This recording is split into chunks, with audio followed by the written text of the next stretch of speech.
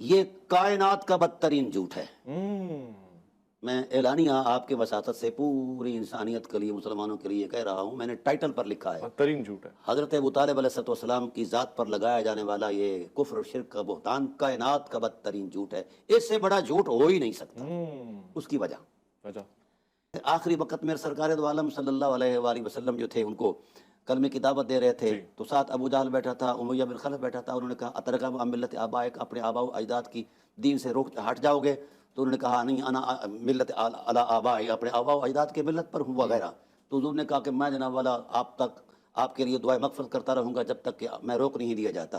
یہ اس FIR کا متن ہے۔ پھر آیت آگئی جی، نبی کی شان کے لائق ہی نہیں ہے کہ جناب نبی کسی مشرک کے لیے دعا مغفرت کرے گا، اس کا قریبی ہی کیوں نہ ہو۔ یہ ہے اس آیت کا روایت۔ اور پھر انک لا تہدی من احببت۔ پہلی بات تو یہ ہے کہ جس شخص نے اسے روایت کیا ہے وہ نہ وہاں موجود ہے، نہ اس کا نشان ملتا ہے۔ اچھا، ہاں جی، 21 سال بعد وہ اسلام لاتا ہے، 32 سال بعد اپنے بیٹے کو بتاتا ہے۔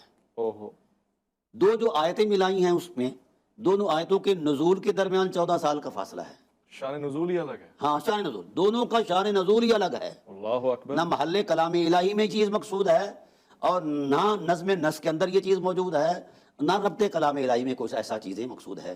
یہ روایتیں گڑی ہوئی، جوڑی گئیں اور ان کے ساتھ نتھی کر دی گئی۔ اب میں آپ سے عرض کرتا ہوں، 10 سن نبوی تک یہ جو سلسلہ بنا ہے، 10 سن نبوی کو جناب ابو طالب علیہ السلام کا وصال ہوتا ہے۔ اب 10 سن نبوی کو وصال ہو جاتا ہے، وہاں یہ FIR بنائی جاتی ہے۔ ٹھیک ہے، حیرت ہے، ابھی نزول قرآن کو، اس آیت کو جس سے متعلق جوڑی گئی ہے، اس کو ابھی 13 سال باقی ہیں۔ اللہ اکبر۔ ٹھیک ہے، 13 سال بعد، اور پھر جس کنٹیسٹ میں وہ نازل ہوئی ہے وہ بڑا عجیب ہے۔ وہ کفار مکہ کی بدعہدیوں پر سوشل بائیکاٹ کے کنٹیسٹ میں نازل کی گئی ہے کہ بھائی یہ بدعہد ہو گئے ہیں، اب نقص امن پیدا کرتے ہیں، ان سے جناب والا بیزاری کا اعلان کر دو۔ اور یہ اللہ کے غضب کا اظہار ہے۔ اس کا آغاز بھی بغیر بسم اللہ کے ہے۔ اس صورت کا ہر صورت کے شروع میں بسم اللہ اس کے اندر نہیں ہے۔ فرمایا براۃ من اللہ ورسولہ۔ آگے ہے وَإِن نَكَثُوا أَيْمَانَهُم مِّن بَعْدِ عَهْدِهِمْ وَطَعَنُوا فِي دِينِكُمْ فَقَاتِلُوا أَئِمَّةَ الْكُفْرِ إِنَّهُمْ لَا إِيمَانَ لَهُمْ لَعَلَّهُمْ يَنْتَهُونَ۔ بدعہد کا کوئی عہد و پیمان نہیں ہے، کوئی معاہدہ نہیں ہے۔ تو اس تسلسل کو بیان کرتے ہوئے پھر آگے چلے گئے کہ ان کے لیے کوئی بھی ہمدردی کا جذبہ محبوب آپ کے دل میں نہیں ہونا چاہیے، کیونکہ بدعہد ہیں۔ اب نازل ہوا ہے یہ 9 سن ہجری کے بعد، غزوہ تبوک کے بعد۔ وقوع ہے وفات ابی طالب کا 10 سن نبوی کا، درمیان میں 12.5 سال، پونے 13 سال کا فاصلہ ہے۔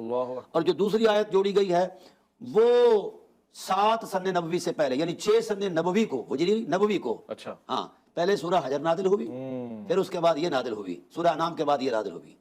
اور ڈرامہ دیکھو کہ اس کا مطلب اور مدعا کچھ اور ہے۔ کسی آنے والے سفیر کو آپ نے دعوت دی تو اس نے کہا کہ میں کسی قوم کا سفیر ہوں، مشورہ کر کے پھر اسلام قبول کروں گا۔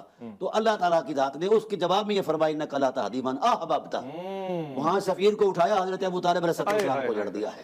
یہ قیامت خیز مناظر ہے۔ نہیں ہدایت دے سکتے، وہاں کے جملہ وہاں جوڑ دی۔ ہاں، ہمیں یہ ڈرایا جاتا ہے کہ فلاں امام یہ کہتا ہے، فلاں امام یہ کہتا ہے، فلاں امام، ہمیں اماموں سے ڈرایا جاتا ہے۔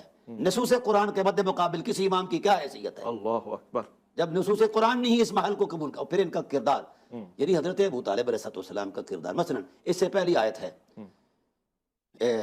4 سن نبوی کو نازل ہوئی ہے، فَاصْدَعْ بِمَا تُؤْمَرُ وَأَعْرِضْ عَنِ الْمُشْرِكِينَ۔ حبیب اب کھل کے بیان کرو لا الہ الا اللہ کی حرمت کو، اور جس من میں شرک دیکھو اس سے دوری کر لو۔ اب 4 سن نبوی سے لے کر 10 سن نبوی تک وجود پیغمبر پیوست رہا، اس کے ساتھ ابو طالب علیہ السلام کے ساتھ۔ تو خدا کو اتنا ہی نہیں چیتایا کہ یار یہ بھی مشرک ہے؟ اللہ اکبر۔ اور پھر اس سے بڑی بات یہ توبہ کرے امت، اگر میں قاضی ہوتا تو شاید ان کے قتل کا فتویٰ دیتا۔ اللہ اکبر۔ اتنی بڑی حرمت کو پامال کرتے ہیں۔ اب قرآن یہ کہتا ہے کہ میرے حبیب دیکھو نا، یہ مقامات ہیں نا، ثانیہ اثنین اذ ہما فی الغار اذ یقول لصاحبہ، یہ حرمت ہے نا حضرت سیدنا صدیق اکبر کی۔ یہاں اس نسم صحبت اور معیت کا تصور ہے۔ اس سے اوپر بھی ایک مقام ہے، وہ مقام ہے نفس رسول ہونا، وَأَنفُسَنَا وَأَنفُسَكُمْ۔ اس سے اوپر بھی ایک مقام ہے، وہ یہ ہے کہ میرے حبیب لوگ صحبت اختیار کر کے صحابی کے ٹائٹل میں آتے ہیں۔ بھئی جو حضور کی صحبت اختیار کرے وہ صحابی، اور جس کی صحبت میں خود مصطفیٰ 50 سال رہیں، اللہ اکبر، وہ کیا ہوگا؟ اچھا اب قرآن کریم نے سبحان اللہ ہو سکتا ہے کہ کوئی شخص یہ کہے کہ میری جذباتی کلمات ہیں یہ فرط عقیدت ہے، ایسا نہیں، تحقیق کا طالب علم ہر چیز جانچ کر، اچھا ہاں ایسی نہیں ہے الحمدللہ، پورے روبے زمین پر اب یہ پھیلاؤ ہے اور عرس ابو طالب علیہ السلام ہو رہے ہیں۔